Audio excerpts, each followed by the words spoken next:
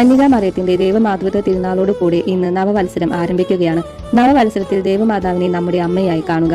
അലക്സാണ്ട്രിയയിലെ വിശുദ്ധ സിറിൽ എഴുതിയിരിക്കുന്നു, യാതൊരു കാരണത്താലും ഏകകർത്താവായ യേശുക്രിസ്തുവിനെ രണ്ട് പുത്രന്മാരായി, അതായത് ദൈവപുത്രനും മനുഷ്യപുത്രനും വേർതിരിക്കാവുന്നതല്ല.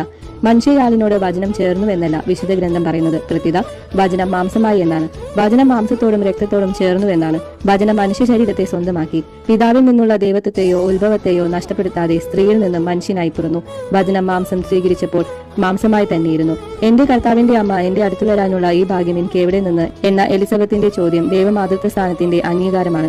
ദൈവമാതാവ് എത്ര അവർണ്ണനീയമായ ഒരു സ്ഥാനം! സ്വർഗത്തെയും ഭൂമിയെയും അതിശയിക്കുന്ന മഹത്വത്തിനും ഉത്ഭവപാപം കൂടാതെയുള്ള ജനനത്തിനും നിദാനം ദൈവമാതൃത്വമാണ്. മറിയം ദൈവമാതാവാണെന്നുള്ള വിശ്വാസ സത്യം പ്രഖ്യാപിച്ച എഫേസോസ് സുനഹദോസിലെ പിതാക്കന്മാർക്ക് നഗരവാസികൾ വൻപിച്ച സ്വീകരണമാണ് നൽകിയത്. കന്യകാമറിയത്തിന് ദൈവമാതൃത്വ സ്ഥാനം നൽകി മഹത്വപ്പെടുത്തിയ ദൈവത്തിന് നമുക്ക് നന്ദി പറയാം. മറിയമേ, ദൈവമാതാവെ, അങ്ങ് ഈ നവവത്സരത്തിൽ